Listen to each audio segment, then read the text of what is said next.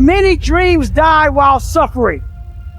When you're suffering, you give up on the very things that you wanted the most. So many people out there fail, not because they don't have the ability. It's because they don't have a heart to go through adversity. Now it's the mental game. And that's where people get lost in life, get lost in that next level. So, if you take people, and I told you this, and you expose them voluntarily to things that they are avoiding and are afraid of, that they know they need to overcome in order to meet their goals, their self-defined goals. If you can teach people to stand up in the face of the things they're afraid of, they get stronger. And you don't know what the upper limits to that are, because you might ask yourself, if for 10 years, if you didn't avoid doing what you knew you needed to do, by your own definitions, right, within the value structure that you've created, to the degree that you've done that, what would you be like? Well, there are remarkable people who come into the world from time to time, and there are people who do find out over decades-long periods what they could be like if they were who they were, if they spoke their being forward, and they'd get stronger and stronger and stronger, and we don't know the limits to that. We do not know the limits to that. And so you could say, well, in part, perhaps the reason that you're suffering unbearably can be left at your feet, because you're not everything you could be, and you know it. Now, whatever goal you have, you're going to have some opposition, you're going to have some difficulties, you're going to have some challenges, you're going to have your inner conversation telling you can't do it, and you're going to have people thinking at you. You got to talk to yourself when you begin to think negative. I don't think I can do that, Les. You can. Why don't you just test yourself? Why don't you stretch, Les? Come on, man. When you start seeing yourself thinking something negative, stop it right quick. Stop yourself. Catch yourselves. When you find yourself getting negative with people that you have allowed to push your buttons, when you find yourself becoming negative about what's happening to you, you've got to affirm to yourself in the process, hey, no, I can make it. There's some way this can happen for me. As you start believing that you are worthy of good things supposed to happen to you, you develop a sense of entitlement. Good things supposed to happen to me. Working on yourself, watching that inner dialogue, it will determine the quality of your life. You chase something that you believe you deserve until you get it.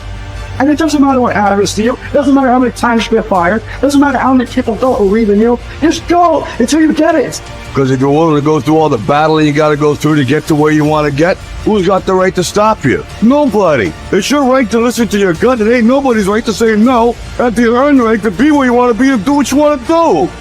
If you do what is easy, your life will be hard. But if you do what is hard, keep coming back again and again and again. Get up, trust every day, knowing some way, somehow, with a spirit of expectation, I can do this. If you do that over and over and over again, your life will be easy. I think that there is a biological imperative hardwired into the brain that you must do hard things in order to feel good about yourself. And when I think about it from an evolutionary standpoint, and this is why I think rich kids implode, we just never had to do hard things. From an evolutionary perspective, I think it was just so hard to stay alive. Like for millions of years, it really was red in tooth and claw. Like to stay alive, you were kill or be killed. You were hunting, gathering, fighting other tribes. I mean, just crazy. Mm-hmm. And the people that were going to survive were going to be the ones that got an emotional, a self-applied emotional reward for doing something hard. And when you do something hard and you recognize it, it needs to feel good. And if it does, then you will keep doing hard things and you're the far more likely to survive than the person who's like, that sucked, there was no redeeming qualities. And so it's just like, when I think about that, because if I were to create a recipe for fulfillment, it's very simple. It's working really hard, doing hard things to gain a set of skills that allow you to serve not only yourself, but others. Mm-hmm. That's it. That's the whole recipe. But it really has to be that you had to do something hard. If it came easily to you, it won't give you the sense of respect that you want. Like the stuff that I've gotten more easily in my life, I don't take a lot of pride in. It's always the stuff that I grind out, like through pain and suffering, and I endure. In fact, I want to read you a quote. This is one of my all-time favorite quotes. So here it is. To those human beings who are of any concern to me, I wish suffering, desolation, sickness, ill treatment, indignities. I wish that they should not remain unfamiliar with profound self-contempt, the torture of self-mistrust, the wretchedness of the vanquished, I have no pity for them, because I wish them the only thing that can prove today whether one is worth anything or not. That one endures. We are all chained to fortune.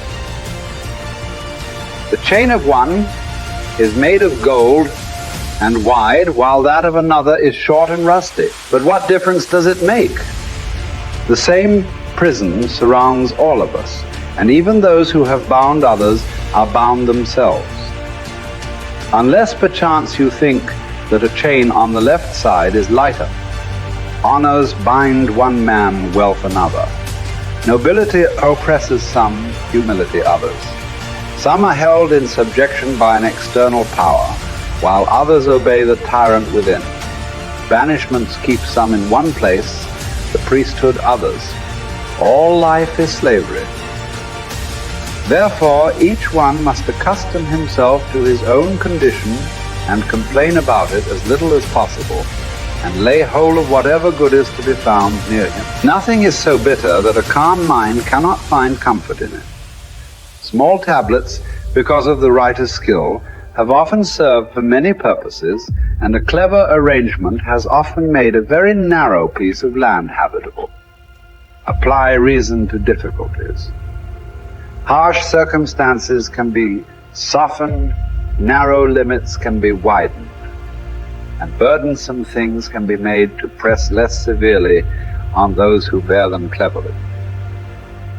We are emotional creatures. We all study, like you're talking about it, using your brain. You're such a smart person. I love you dearly. And you analyze it all. But your effing brain isn't going to do shit. What's going to do it is enough emotion. Well, emotion is the power. Emotion is what starts wars. It's what ends wars. Emotion is what gets you married. Emotion is where kids comes from. Divorce is where emotion comes from. Everything that you can think of a major change in humanity, from the most extreme of war to the most gentle of love, all come from human emotion. So it's the mix of emotion. It's like knowing what you want and having the right fuel to get there. And if the fuel has no combustion, you're just bored, you're not going anywhere. If the fuel is total trauma and I'm overwhelmed, you just blow up and go nowhere. There's that delicate balance, and I've learned over the years how to help people find that balance. I would ask you to consider something. Please. What you just said is absolutely true. I know you really well, and you know how much I respect and love you personally. And what you've accomplished in your life is extraordinary. What you're continuing to accomplish is extraordinary. But there's an emotional inflection that made you use those things in those moments. It wasn't just those understandings. The emotion made you find the answers, brother. And then you have a really smart mind, you found the answers, figure out how to use it. But there were inflection moments that made you do it. There's a reason why you left your company after building it to $1 billion. It wasn't intellectual, it's emotions. So, but you have developed your mind so much, it's like your right arm, your bicep is really strong. Your left one, not quite as much. And I'm inviting you to consider that your left one is your more powerful one, and you've used it in key moments. But it's very protected to use the mind, because we're all afraid to feel a little too much. So the more I can understand it, I put it out here, I can analyze it, I don't have to be in it. But the truth is, where the real impact is when there's enough emotion that gets you to apply the things that you understand intellectually. Right? Or find the answer that you didn't even have the answers. You found the answers intellectually because the emotion drove you. So it's really studying what creates that emotion that makes the difference in anybody's life. That's where everything begins and ends, is with emotion. And yet our society is all about up here. In Chinese medicine, it's all about the heart, right? That's considered the center. Right? In America, we think it's the brain. When you first are born, your heart starts beating. That's how we know you're alive, and there is no brain yet. And this literally is the initial sense of intelligence. That's why, for thousands of years, even poets have talked about the power of the heart. Well, the heart has tremendous power, and there's a biochemical connection between the brain and the heart that I know you know about. And learning how to use that is where you create more lasting change. When I was understanding it all, I was good. When I learned how to move people, I got great at what I was doing.